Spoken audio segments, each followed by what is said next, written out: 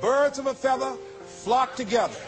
You run around with losers, you will end up a loser. Unconsciously. Unconsciously, you will pick up their ways, you'll pick up their habits, you'll pick up, most importantly, their attitude about life.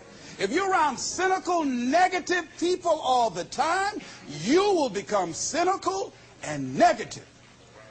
So you got to watch yourself. Many of us are living out the lives of other people, living out their conclusions, living out of their consciousness.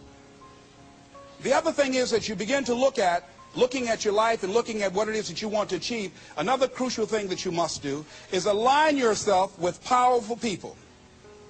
Align yourself with people that can encourage you, people that can empower you, people that you can learn from, people that you can grow from.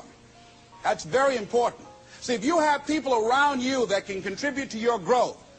When I wanted to become a speaker, I joined the National Speakers Association. I wanted to be around the Dr. Norman Vincent Peales, the Zig Ziglars, the Dwayne Dyers. I wanted to be around people that were doing what I wanted to do. I wanted to learn from them. And you want to do that too. You want to align yourself with people who think like you, people who dream like you, people who want more out of life, people that are stretching and searching and seeking some higher ground in life. As opposed to the majority of people. Somebody said, always strive to get on top in life because it's the bottom that's overcrowded. And see, you don't want to be on the bottom. See, it's easy to be on the bottom. It doesn't take any effort to be a loser. It doesn't take any motivation, any drive in order to stay down there on a low level. But it calls on everything in you, ladies and gentlemen. You have to harness your will to say, I'm going to challenge myself. Sometimes I have to pull myself out of bed and say, come on, Les. Things I know I should do, I don't do. Things I shouldn't do, I do. I found that the biggest enemy you have to deal with is yourself. There's an old African proverb that says, if there's no enemy within, the enemy outside can do us no harm. So think about that.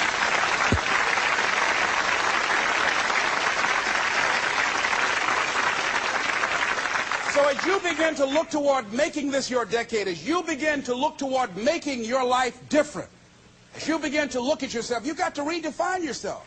Who are you right now? And who must you become in order to create what you want? What has to change about you? What is it that you're doing right now that would be a liability for you? As you begin to look toward the future and take inventory of yourself, what is it about you right now that you've got to leave this behind because this no longer fits? Looking at where you want to go and the kind of person that you must become, the kind of standards that you have for you. What is it that you must do differently? Repeat out to me, please. If you want to keep on getting what you're getting, keep on doing what you're doing. See, that doesn't take an Einstein for that one. All right? It makes sense unless you change your pattern, unless you change the way you're thinking, unless you change your behavior, you're going to continue to produce the results in your life. See, all of us are winners, but some of us are producing results that we don't want. And so all you have to do is look at your game plan, look at your strategy. How is it that you have been being? What is it that you've been doing to produce this? So you're the director, you're the producer, you're writing the script, you're the star of your life. And as you begin to look at your life, you can decide whether or not it's a smash or whether or not it's a flop. That's in your hands. Look at your life, look at where you want to go. Don't worry about your circumstances. Don't worry about your age. I have a friend who's up in age, over 70, and she wanted to build a multi-million-dollar complex. The name is Dr. Johnny Coleman.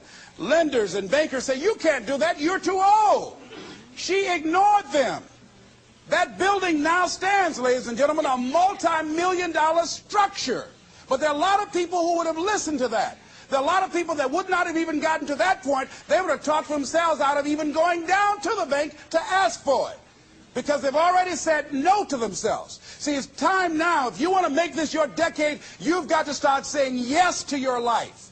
You've got to start saying yes to your dreams, yes to your unfolding future, yes to your potential, as opposed to saying no. See, 87% of our self-talk is negative. So you've got to make a conscious, deliberate, determined effort to say yes to your dreams. Why not? Why not me? Don't spend time like most people going through life complaining.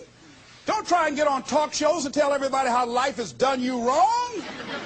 Here's what's happening in the audience. 80% don't care, and 50% glad it's you.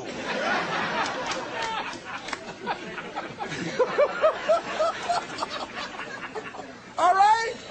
So when you know that, you don't go around crying, oh, you know what they did to me? Who cares? Get away from me before they come back.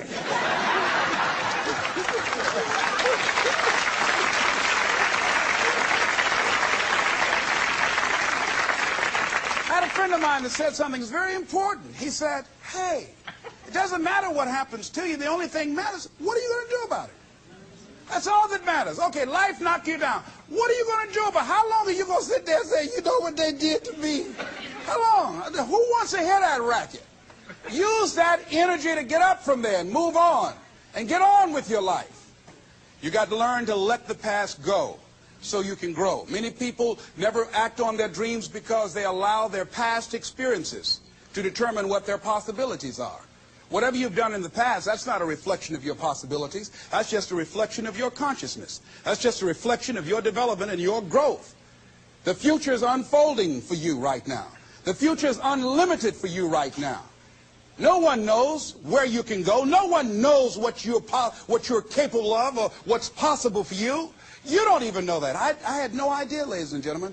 No one could have convinced me that I was able to do this. I'll never forget, I was speaking in Detroit, and a high school friend of mine saw me afterwards, and he was backstage. He said, I can't believe it's the same person.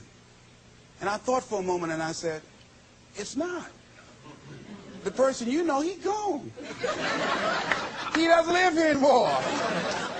We have the power to change our personal history, changing the direction of our lives, changing our thoughts, changing where we want to go, exploring new horizons. So as you begin to look at this decade and affirming that this is your decade, as you set goals that will make you stretch, that will bring out the best in you, as you begin to remove the negative, toxic people from your life, as you decide to take some chances in life, and that's one of the things that's very important. Viscard said, if you're not willing to risk, you cannot grow. And if you cannot grow, you cannot become your best.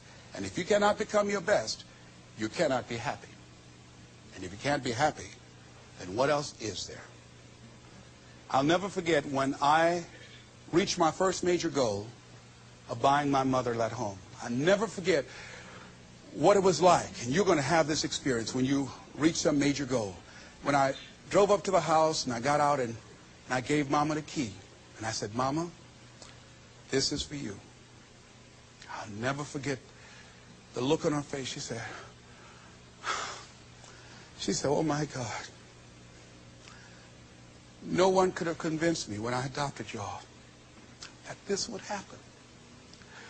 She said, oh, thank you. And she said, and you caused me so many damn problems.